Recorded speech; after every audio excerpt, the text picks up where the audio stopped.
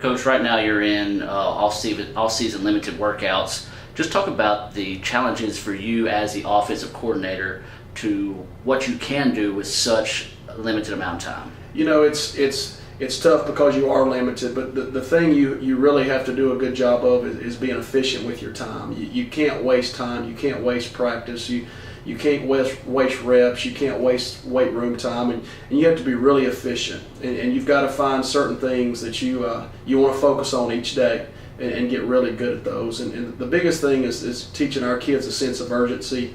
Running on off the field and finishing plays and competing and giving effort and learning how to lift in the weight room, and so that's been a big thing, a big focus are on the details. And then of course in August we'll focus a lot more on the football and the X's and O's. But right now just really emphasizing on the little things, the effort, the tempo, practice habits, lifestyle, all those things that go into winning a championship.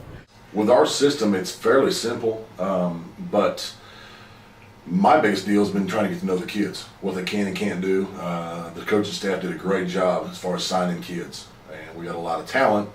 Problem is with the offensive line, nine of the 11 kids have not played a college down. Well, there's good and bad in that. The good thing is we've got two sophomores that have really stepped up to the plate and have shown a lot of leadership, and that's important. So, the regulations on the time we're allowed to spend with them is not really an issue because we do have some good leadership within that group. Well, being the offensive coordinator, there's a lot of wheels that go with what you're doing here. You've got a running back coach in John Williams, offensive line coach, as we're talking to today, and Coach Juergens. Talk about just the challenges of getting everything organized for this limited amount of time, as well as working with those guys. Well, the thing that was good is we all three had a spring together. We were all here in the spring.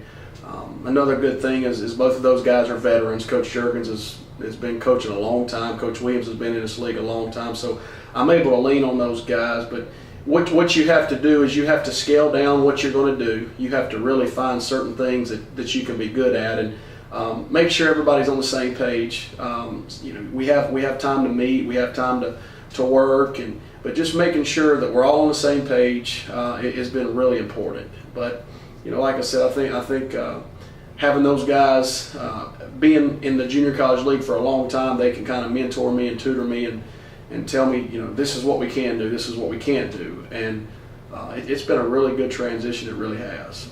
We meet every day and we get a plan of what we want to get accomplished. And it's those specific goals that's going to make us better. Like I said, it's a fairly simple system. It's good. We got a good mix. Everybody's got their own opinion. There's no egos. So everybody's open to suggestion, and that makes things a lot easier offensively for us. Coach Mack and Coach Juergens have really been tremendous to work with. We've enjoyed coaching with each other so far, and I know that's going to flow over into the season. But Coach Mack as the offensive coordinator, brings a lot of knowledge to our program. Been doing this a while, and he's an intense guy on the field, and I like the fact that he demands perfection from our players. Coach Juergens is he's an old school JUCO vet, been doing it for a long time, and essentially all of his experiences at the junior college level, and has had the pleasure of coaching some great players such as Cam Newton and winning a national championship at Blinn. So I'm excited about what both of those guys bring to our staff, and not only our staff but our institution as a whole. Well, Coach, this is your first year at ICC. Talk about the transition for you, coming to Fulton and getting in a new program.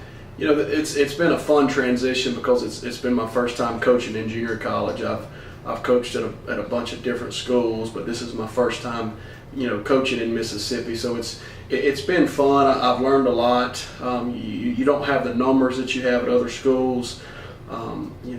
You really have to do a good job of managing the players and keeping the players and just doing a really good job overall of staying on top of the kids because of the limited numbers you have. But it's been a great transition. I'm really excited.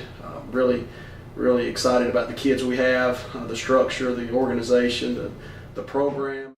Good coaching staff, administration, has been very, very positive with us. Obviously, we're 0-0, so that can always change, but I love it. I mean, I've been in a lot of JUCOs, and I really enjoy my stay here so far.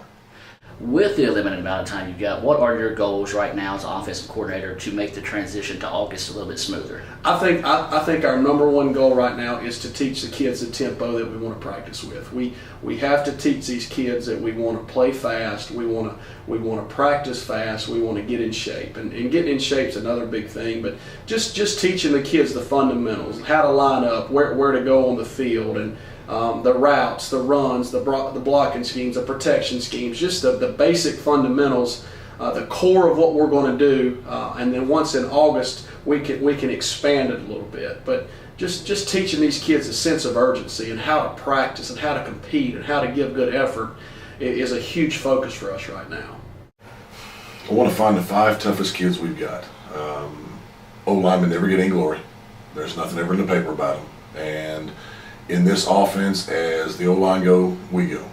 And we've got to figure that out. And that's what July is. We're getting these kids in shape, getting them in the weight room, and then we're doing a lot of teaching. Well, the biggest thing now, we get some time during the day to do football